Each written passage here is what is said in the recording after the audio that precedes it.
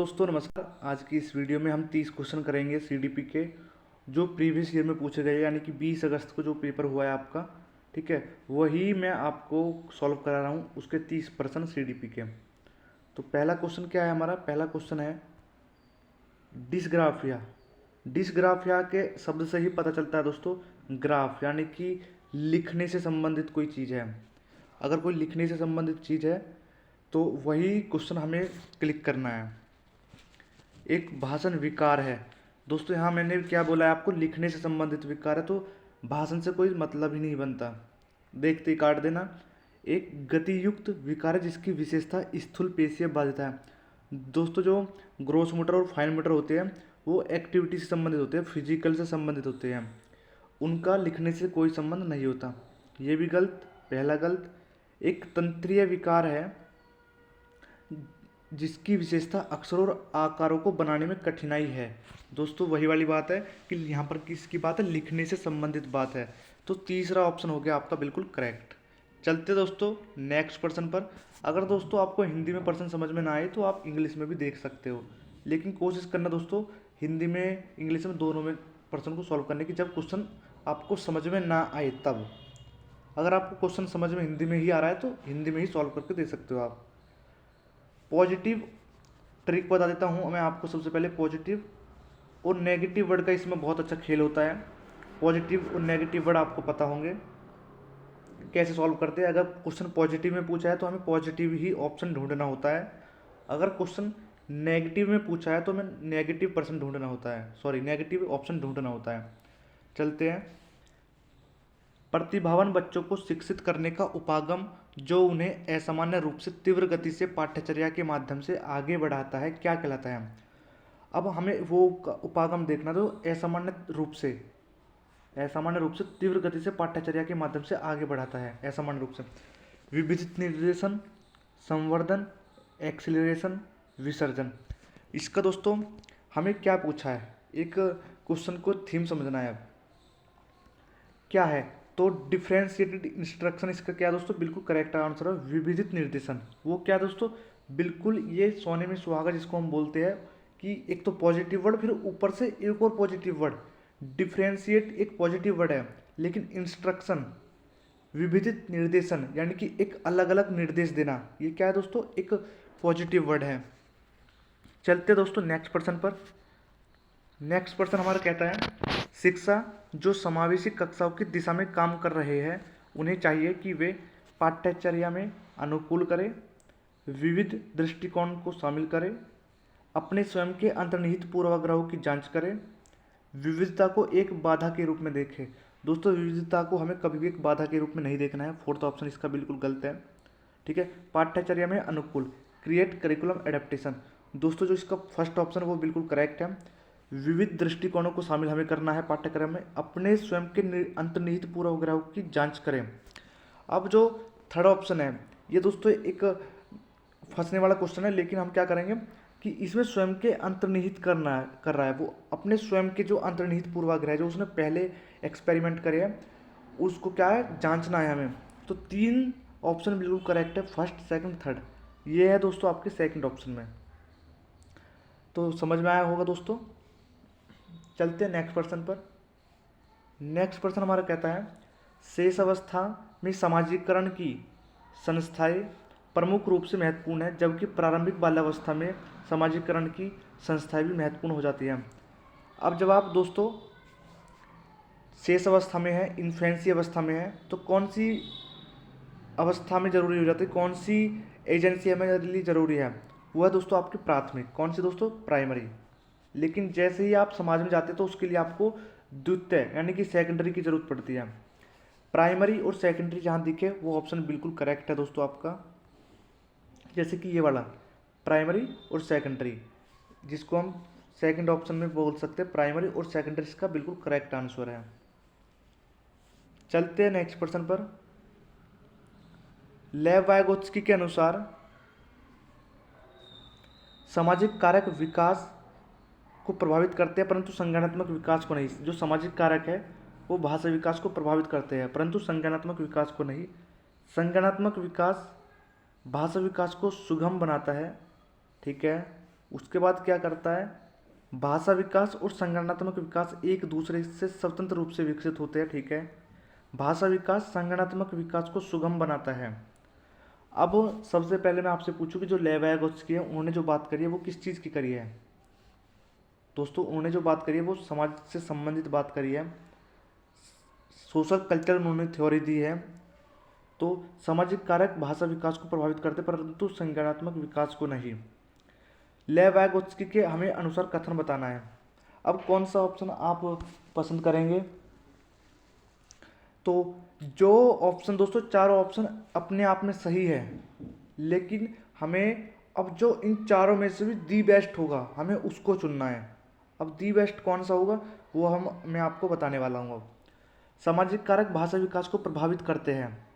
जो दोस्तों सामाजिक कारक है, सोशलाइजेशन फैक्टर है, ठीक है, वो क्या करते हैं, भाषा को फैक्टर करते हैं, ठीक है, बिल्कुल करते हैं दोस्तों, परंतु संगठनात्मक विकास को नहीं दोस्तों। तो संगठनात्मक विकास को भी इफेक्ट करेंगे। अगर दोस्तों आप समाज में जाएंगे, समाज में जाके आप भाषा प्रभावित हो रही है तो आप क्या, आपका एक कॉग्निटिव जो डेवलपमेंट है वो भी दोस्तों क्या है, विकसित होने से थोड़ा दोस्तों डगमगा जाएगा। तो दूसरा फर्स्ट ऑप्शन तो दोस्तों है नहीं, दूसरे पर चलते हैं। संगठनात्मक विकास भाषा विकास को सुगम बनाता है, दोस्तों बिल्कुल सही ऑप्शन है आपका सेकंड, ठीक है। चलते हैं नेक्स्ट प्रश्न पर। नेक्स्ट प्रश्न कहता है हमारा, लॉरेंस कोहलबर्ग के नैतिक तर्क के किस स्तर पर बच्चे आमतौर पर मानते हैं कि लोगों को समाज की अपेक्षाओं पर खरा उतरना चाहिए और अच्छे तरीकों से व्यवहार करना चाहिए। अब जो लॉरेंस की दोस्तों कितनी स्टेज है और कितने लेवल है, लॉरेंस की दोस्तों मैं आपको बता देता हूँ, कभी कभी पेपर में पूछ लेता है कि कितनी स्टेज है और कितने लेवल है। 6 स्टेज है दोस्तों इसकी, लॉरेंस कोहलबर्ग की, और 3 कितने हैं लेवल, आपको याद रखना है। ऑप्शन देखते हैं अब। बच्चे आमतौर पर मानते हैं कि लोगों को समाज की अपेक्षाओं पर खरा उतरना चाहिए। बच्चे का मानना है लोगों को समाज की अपेक्षा पर खरा उतरना चाहिए और अच्छे तरीकों से व्यवहार करना चाहिए। उत्तर है पूर्व है, पारंपरिक है, या पूर्व संक्रियात्मक है। अब प्री कन्वेंशनल, पोस्ट कन्वेंशनल, ठीक है, प्री ऑपरेशनल लेवल, दोस्तों ये क्या है, ये तो दोस्तों है नहीं। अब दोस्तों इसका जो ऑप्शन है वो है प्री कन्वेंशनल लेवल, पूर्व पारंपरिक स्तर, इसका आंसर है। चलते दोस्तों नेक्स्ट प्रश्न पर। नेक्स्ट प्रश्न क्या कहता है हमारा, इसमें अभिकथन और कारण के बारे में बताया। अब कथन पढ़ लेते हैं दोस्तों। शिक्षकों और साथियों जैसे अधिक जानकार अन्य लोगों के साथ बातचीत शिक्षार्थियों को उनकी समझ और कौशल विकसित करने में मदद करने के लिए आवश्यक समर्थन और मार्गदर्शन प्रदान कर सकती है। सामाजिक संपर्क सीखने और विकास का एक प्रमुख घटक है। जो सामाजिक संपर्क है सीखने और विकास का एक प्रमुख घटक है, दोस्तों बिल्कुल सही है। अभिकथन एक भी फर्स्ट है और दोनों क्या दोस्तों बिल्कुल सही है, यानी कि सेकंड ऑप्शन इसका हो गया दोस्तों बिल्कुल सही है। चलते हैं दोस्तों नेक्स्ट प्रश्न पर। अधिगम के लिए आकलन, दोस्तों 3 तरह के आपकी लर्निंग होती है, 3 तरह की आपकी मैं असेसमेंट बताऊं। Assessment of learning, assessment for learning और असेसमेंट एज लर्निंग। जैसे कि मैं लिख देता हूं, असेसमेंट फॉर लर्निंग, जिसमें 4 आए दोस्तों वो क्या है आपका फॉर्मेटिव है।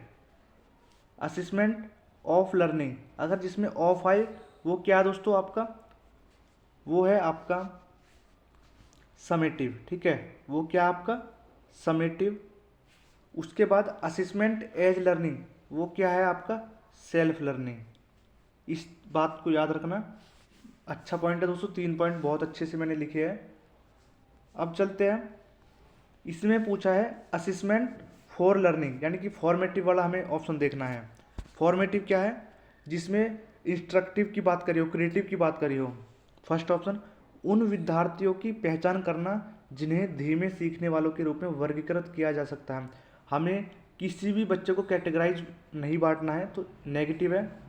सेकंड क्या है, विद्यार्थी के प्रदर्शन का मूल्यांकन करना और ग्रेड देना। ग्रेड की बात जहाँ होगी, मूल्यांकन की बात जहाँ होगी बच्चों के प्रदर्शन की, वो नेगेटिव है। दोनों ऑप्शन क्या हो गए आपके गलत, क्योंकि हमसे जो प्रश्न पूछा है वो पॉजिटिव में पूछा है।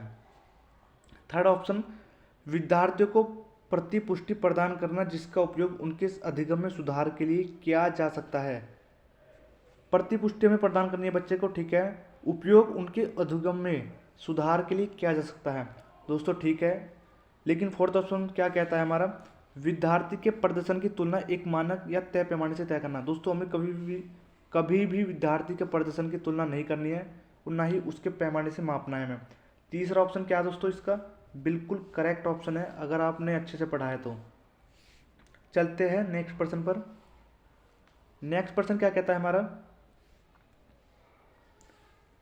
किस आयु में बच्चे शब्दों के खेल में शामिल हो सकते हैं। दोस्तों एक बच्चा है, वो शब्दों के खेल में कब प्रारंभ होगा खेलना, और ऐसे चुटकुलों और पहेलियों को पसंद कर सकते हैं जिनमें शब्दों का खेल शामिल हो। अब बच्चा एक नंबरिंग भी सीख रहा है एक अवस्था में, ठीक है, और चुटकुले और पहेलियाँ भी सीख रहा है, तो वो कौन सी स्टेज हो सकती है। 12 वर्ष, 1 वर्ष, 3 वर्ष, 7 वर्ष। कभी आपने देखा दोस्तों, एक बच्चे को पहेलियाँ सुनाई जा रही है, तो वो क्या है, 2 से 6 वर्ष की अवस्था आपकी कैसी होती है दोस्तों, संवेदनशील होती है, भाषा से संबंधित। इसमें क्या बच्चे को भाषा सिखाई जाती है। लेकिन अगर मैं बात करूं, ये 2 से 7 का भी टाइम पीरियड होता है, ठीक है। तो दोस्तों 0 से 2, 2 से 7, 7 से 11, और 11 से क्या है आपका 18।